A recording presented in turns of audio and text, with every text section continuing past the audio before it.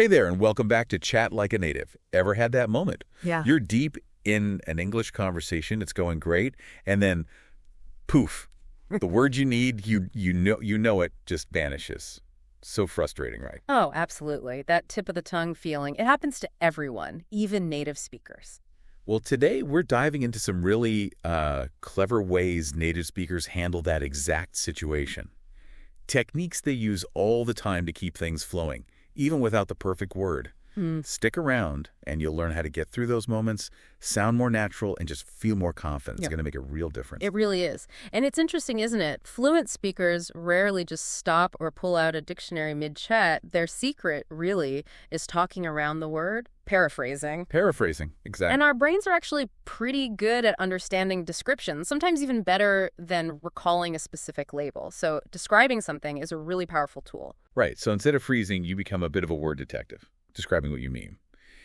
We've sort of broken this down into three main ways you can approach it. First up is purpose, thinking about what something is used for. Yeah, this one's often really direct. If you can clearly say what something does, the exact name, often less important in that moment. Like if you ask, what's that tool you use to tighten screws? Screwdriver, instantly. Exactly. The function, the purpose cuts right through. Makes total sense.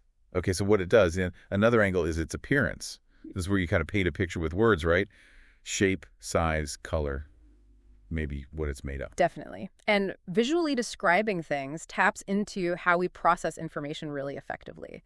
So if you say, that tall, thin glass, got a stem, you drink wine from it. Wine glass, got it. Even without the word. Precisely. You create a clear mental image. Okay, purpose, appearance. Yeah. And the third one is function. Now, how's that different from purpose? Good question. It's subtle. Purpose is what it's for, generally. Like a knife's purpose is to cut. Function is more about what it helps you do in a specific situation, the result it achieves. Ah, okay. So saying, I need the thing that helps me measure my heartbeat, you're describing its function, the action it lets you perform. Gotcha. Purpose, appearance, function. And what's really cool is you don't have to stick to just one, right? You can mix them up. If describing the purpose doesn't work, you can throw in how it looks. Absolutely. Flexibility is key. If one angle isn't landing, try another. Add more detail. And sometimes just trying that second description, it actually jogs your own memory. Thinking about it differently can unlock the word in your brain. Yeah, that makes sense. Okay, what about those little placeholder words we use, like thingamajig or whatchamacallit? Yes, those verbal fillers. They're actually really useful signals to your conversation partner. They basically say, hold on, the word's gone for a second, but I know what I mean. Things like, what do you call the RS? Or, the one that, even that thingamajig you used to, they give you breathing room. Keeps the conversation from just stopping. Exactly. But there's a caution there. You don't want to rely only on those. Right. Could sound a bit vague. Precisely. They work best when you pair them with a description. So maybe, what do you call the thingy you plug in the wall to charge your phone? Ah, okay. Placeholder, then description. Yeah. Got it. Like a temporary patch while you think? Exactly. Now, another really neat technique is becoming a context clue detective. Ooh, I like that. Because we do this naturally anyway, don't we? In our own language. We absolutely do. We're constantly, often subconsciously, figuring out words from the conversation around them. As a learner, you can make this a conscious skill. Okay, so how do we get better at being detectives? What are the clues? Well, one big clue is collocations. Collocations. Words that usually hang out together. You got it. Words that have a sort of natural partnership. Think about movies. If someone's talking about a film and says it was thrilling, action-packed, or even maybe surprisingly moving, and they pause. You can probably guess the missing word is another adjective describing the movie, like long or boring or fantastic. Right. These pairs aren't random. They show common ways people use the language. Okay, collocations. What else? Just paying attention to the overall topic helps massively. Seems obvious, but yeah. If you're talking about cooking, a forgotten word is probably an ingredient, a kitchen tool, a cooking method. It narrows it down hugely. right. And don't forget simple logic in your own experience.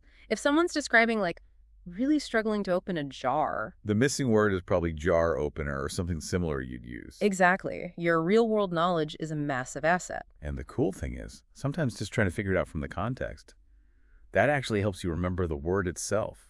It really can. It's like the clues guide your brain back to the word it was looking for. It's active engagement. Okay, so words are one thing, but what about, not using words at all? Nonverbal stuff. Yes. Hugely important. Sometimes showing is much faster than telling, especially if you're stuck for the word. Gestures, right, like acting it out. Absolutely. Can't remember whisk? Just do the motion, make a fast circular movement with your hand like you're whisking in a bowl. Yeah, people usually get that straight away. Or even just pretending to hold the object. Showing the rush shape and size with your hands can be a really strong clue. And it's not just hands, right? What about, like, drawing it? Definitely. A quick sketch on a napkin or paper doesn't have to be art. Huh, good. Just a simple drawing can communicate the idea way faster than struggling for words. Now, if you're actually there with the person? Point. Simple as that. Can't think of remote control. Just point to it. It seems so basic, Oh. but you forget in the moment, don't you? You do. And just like with context clues, sometimes the gesture or the drawing prompts the other person. They might say, oh, you mean the whisk? And boom, you've got the word. Uh-huh. Which leads perfectly to the next idea, right? Getting the other person involved. Exactly. Turn the word gap into a question. Don't just struggle silently. I like this one. Takes the pressure off you and makes it more collaborative. It does. Simple things like, does that make sense? Yeah. Or, am I explaining this okay? They check understanding and gently invite help. Mm-hmm. And sometimes you can just be direct. Sorry, what's the exact word for that? Could you help me out? Yeah. Is that okay to do? Totally okay. It shows you're engaged and you want to be clear. It's not weakness. It's actually smart communication. Right. Might feel a bit awkward asking, but it probably smooths things out way faster. Almost always. Okay, what about when you can think of a word that's close, but not quite right? Like a synonym or something related. Yeah, using those can be really helpful. Sometimes close enough does the job perfectly. If you can't remember appointment, but you say meeting, is the other person going to understand? Probably, yeah. In most contexts. Right. Or thinking about something similar. It's like a microphone, but for the computer, might get you to webcam or a headset mic. It's like finding a nearby street when you're lost. Gets you closer. Good analogy.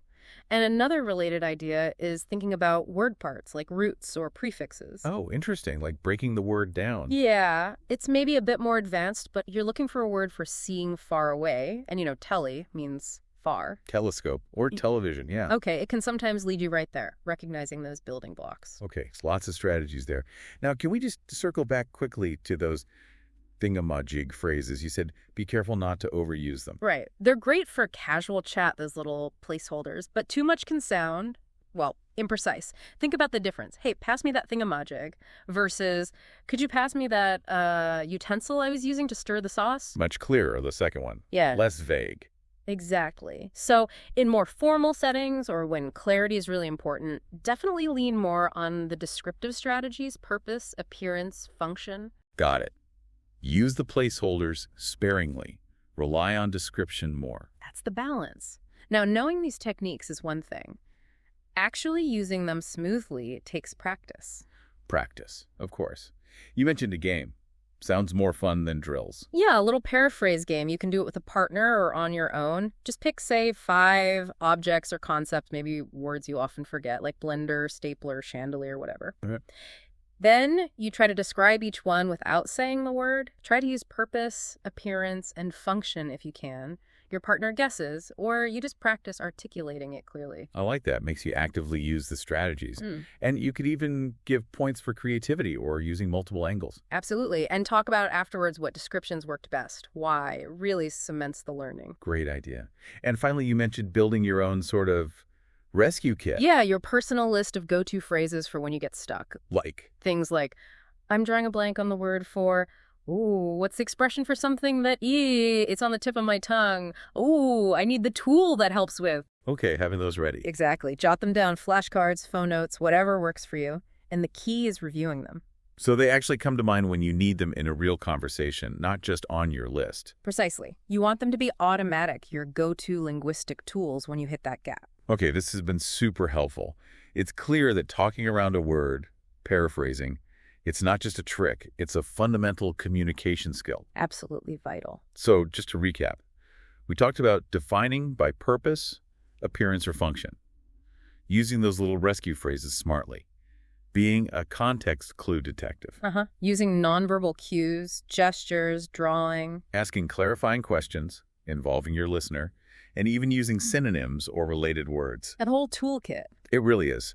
And practicing these, like with that game, will make them feel much more natural over time. Definitely more intuitive. So here's something to think about. Mastering these paraphrasing skills isn't just about avoiding awkward pauses. It's really about unlocking deeper, smoother conversations. It lets you connect better with people, even if your vocabulary isn't quite perfect yet. So maybe ask yourself, what new conversations might you feel more confident starting knowing you have these tools? Something to consider. Thanks so much for tuning in to Chat Like a Native.